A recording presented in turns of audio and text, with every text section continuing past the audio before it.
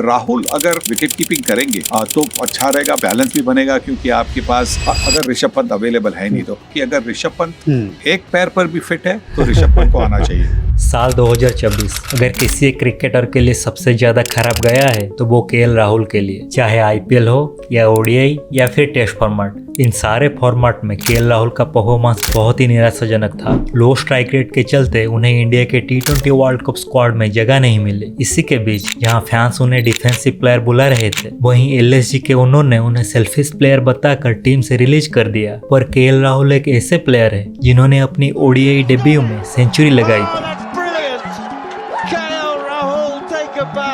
एक टाइम पे आईपीएल में second fastest half century score किया था।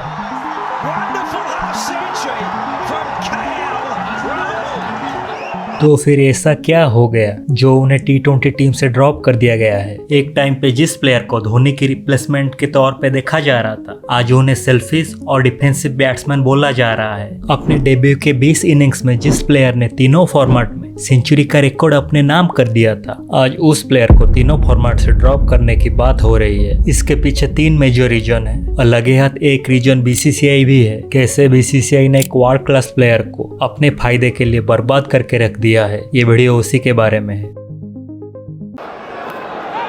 And KL Rahul's long vigil is over to a beautiful ball.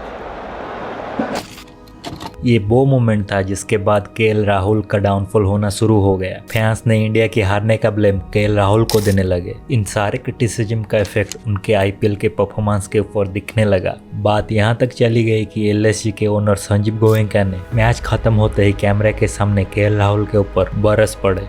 IPL के खराब परफॉर्मेंस के चलते उन्हें T20 वर्ल्ड कप टीम में सिलेक्ट नहीं किया गया। उसके बाद गंभीर की कोचिंग के अंडर श्रीलंका में हुए ओडीआई सीरीज में केएल एक मैच में 31 और एक मैच में डॉक में आउट हो जाते हैं।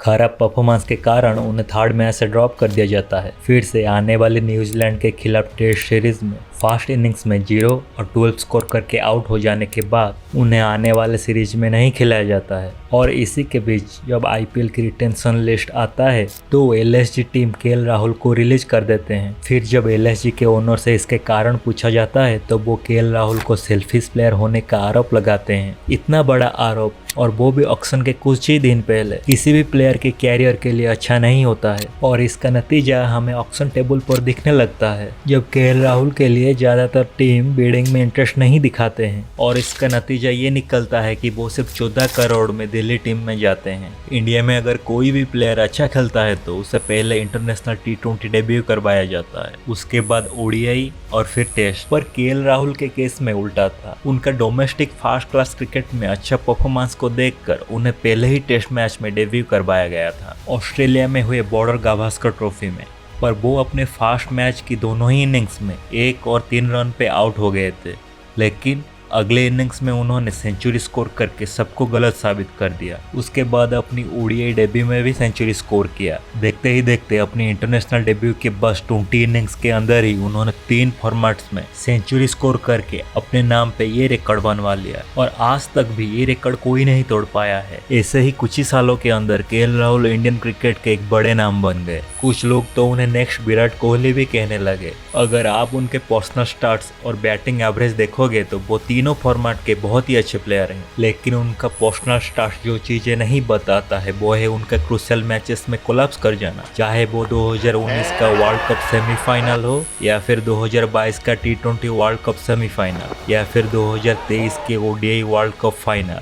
इन सारे मैचेस में केएल राहुल का परफॉर्मेंस बहुत ही निराशाजनक रहा है। केएल राहुल के इस इनकंसिस्टेंसी परफॉर्मेंस के पीछे सबसे बड़ा कारण है केएल राहुल का इंपॉर्टेंट मैचेस में प्रेशर को हैंडल ना कर पाना। जब वो अंडर प्रेशर आते हैं तो वो फौरन अपने नेचुरल फॉर्म को छोड़कर डिफेंसिव मोड में चले जाते हैं और अपने विकेट बचाने के चक्कर में वो ज्यादा रिस्क नहीं लेते हैं और इसके कारण से जरूरत से ज्यादा बॉल खा जाते हैं। और इसका नतीजा उनके स्ट्राइक रेट पर साफ साफ दिखता है। पर केएल राहुल को जब उनके स्ट्राइक रेट के बारे में पूछा गया तो उन्होंने कहा कि स्ट्राइक रेट बहुत ही ओवररेटेड है। ये बात सुनने के बाद फैन के बीच एक कंट्रोवर्सी और भी बढ़ गया। इसके वजह से कई फैंस उनको सेल्फिश कहने लगे तो कहीं उनको इंडिया के बाबर आजम भी कहने लगे।